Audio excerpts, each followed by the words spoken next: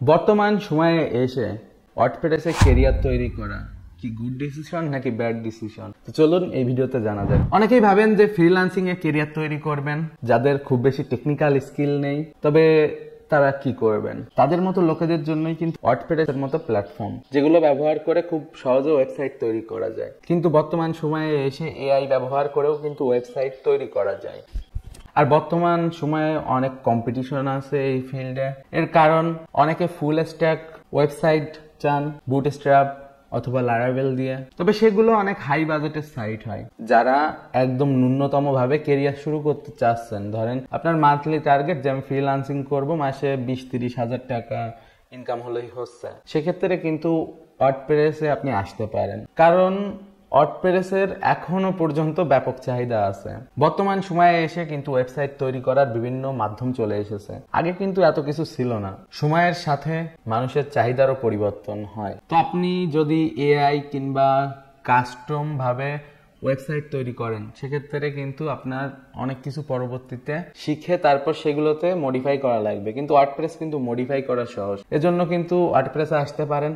আর যারা মনে করেন ল্যান্ডিং পেজ তৈরি করতে চান, নিজেদের ব্যবসার জন্য সামান্য একটা ওয়েবসাইট তৈরি করতে চান, তারাও কিন্তু ওয়ার্ডপ্রেসে আসতে পারেন। তবে সাধারণত যারা কেরিয়ার ডেভেলপ করে, তারা কিন্তু নিজেদের একটা দুটো সাইট তৈরি করার জন্য আর কি এগুলো শেখে না। তারা একটা সাস্টেনেবল কেরিয়ার চায়, যার জন্য ধরেন ওয়ার্ডপ্রেস কিংবা কেউ পিএইচপি শেখে, কেউ লারাভেল শেখে। তাছাড়া বর্তমান সময়ে ফ্লাটারও কিন্তু খুব ভালো ওয়েব অ্যাপ্লিকেশন তৈরি করার জন্য। কারণ আজকাল ওয়েবসাইট তো আর সাধারণ ওয়েবসাইট থাকতেছে না। ওয়েবসাইটে লোকজন অনেক ডাইনামিক ওয়েবসাইট বানাচ্ছে। আর তাছাড়া লোকজন ভবিষ্যতে চায় ওই ওয়েবসাইটটা থেকে একটা অ্যাপস বানাতে, যেটা কিন্তু ফ্লাটারের মাধ্যমে অনেক ইজি হয়। তবে ফ্লাটার শিখতে আপনার কিন্তু যথেষ্ট টাইম লাগবে। আমি নিজে 2016-17 সালের দিকে অ্যান্ড্রয়েড স্টুডিওর কাজ শিখি, তখন ফ্লাটার মার্কেটে ছিল না। তবে পরবর্তীতে যখন ফ্লাটার আসছে, ফ্লাটারও কিন্তু অনেক ইজি, অ্যান্ড্রয়েড স্টুডিওরই মতো।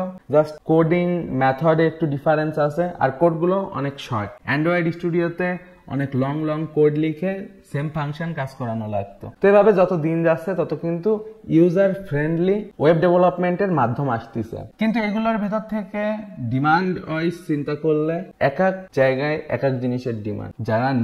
যারা নতুন ওয়েবসাইট তৈরি করতে চায়, তাদের কাছে কিন্তু এগুলো অত একটা ম্যাটার করে না যে তারা কোনটা দিয়ে সাইট বানাবে।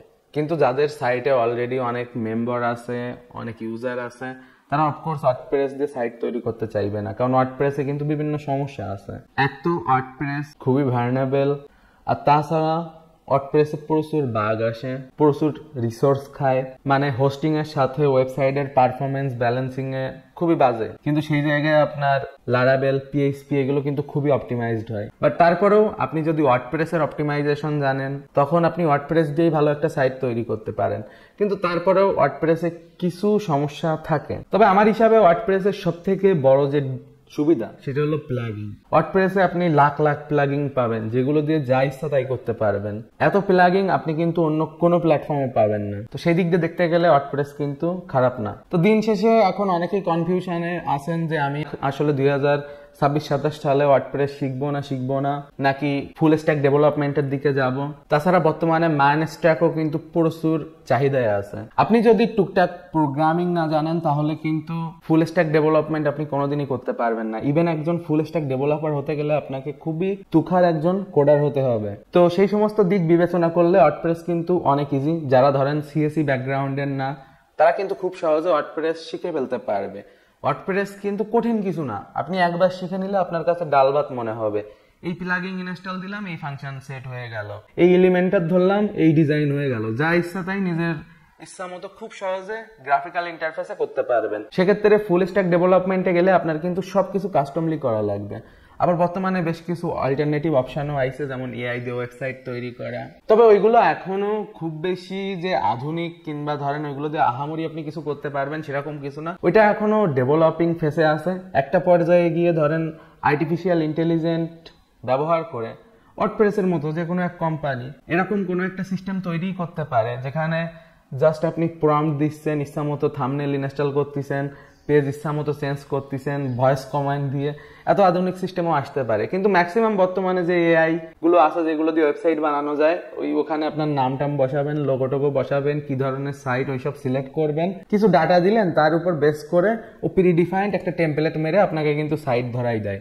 এটা কিন্তু রিয়েল এআই না। ফিউচারে আপনি ধরেন ভাবলেন এই পেজে এই সমস্ত মডিফাই করব, এই ফাংশন অ্যাড করব, অ্যাফিলিয়েট অ্যাড করব, এগুলো কিন্তু অত সহজে ওই এআই গুলোতে হবে না।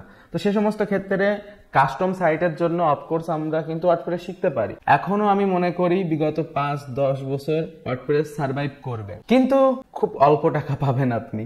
একটা ওয়েবসাইট 5,000 টাকা, 6,000 টাকা এরকম রেটে আপনার ডেভেলপ করা লাগতে পারে যদি বাংলাদেশি লোকাল ক্লায়েন্ট হয়। আর যদি বাইরের ক্লায়েন্ট হয় তাও আপনি $100-200 বেশি পাবেন না সাধারণত, কারণ বর্তমান সময়ে মার্কেট প্লেসে হিউজ কম্পিটিশন। আর ওয়ার্ডপ্রেসেও কিন্তু কম্পিটিশন চলে আইছে। ঠিক আজ থেকে 2-3 বছর আগে ওয়ার্ডপ্রেসের একটা সাইট ডেভেলপ করার জন্য মিনিমাম $500, $600, $700 পর্যন্ত কিন্তু চার্জ করা যেত। আজকের দিনে আপনি সেটা করলে আপনারা কিন্তু ক্লায়েন্ট ধরে মারবে, তো ওই সমস্ত আপনি করতে পারবেন না। বাট আপনি কাজের কোয়ান্টিটি বাড়াতে পারেন, যেহেতু ওয়ার্ডপ্রেসের সাইট তৈরি করা সহজ। আপনার যদি ওয়ার্ডপ্রেস সম্পর্কে ভালো নলেজ হয়ে যায় তখন কিন্তু একদিনেই একটা সাইট কমপ্লিট করা সম্ভব, কারণ ওখানে আপনার করার মতো তেমন কিছু না। কয়টা প্লাগইন ইনস্টল দিলেন আর জাস্ট হোম পেজ একটু সাজালেন, অন্যান্য পেজগুলো সাজালেন। তো সেই দিক বিবেচনায়ও কিন্তু খারাপ না, তবে ডিপেন্ড করে যে আপনি কিভাবে আসলে কাজ খুঁজতেছেন আর কিভাবে আপনার ক্লায়েন্টকে আপনি কনভিন্স করবেন।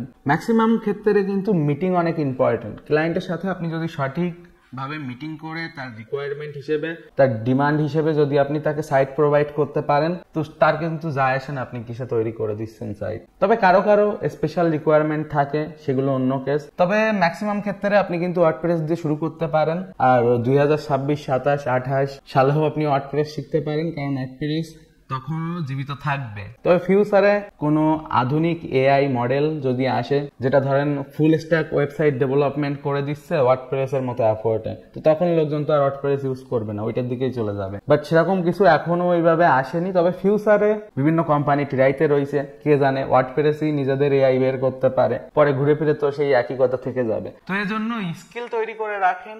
স্কিল যদি আপনার থাকে, আপনার যদি ডিজাইনিং এর আইডিয়া থাকে, পেজ সাজানোর আইডিয়া থাকে, সাইট অপটিমাইজেশনের আইডিয়া থাকে, এসইও করতে পারেন, তো আপনি পারবেন, অবশ্যই পারবেন, ভালো একটা ক্যারিয়ার তৈরি করতে পারবেন। টেনশন নেওয়ার কিছু নেই। আর হ্যাঁ, আপনি যদি ওয়ার্ডপ্রেস ওয়েবসাইট ডেভেলপমেন্ট শিখতে চান তাহলে এখনই technicalbangla.com ওয়েবসাইটে ভিজিট করেন। ওখানে আপনি ওয়ার্ডপ্রেসের প্রফেশনাল কোর্স পেয়ে যাবেন, যেখানে $1,000 সমমূল্যের থিম এবং প্লাগইন আমি ফ্রিতে প্রোভাইড করব।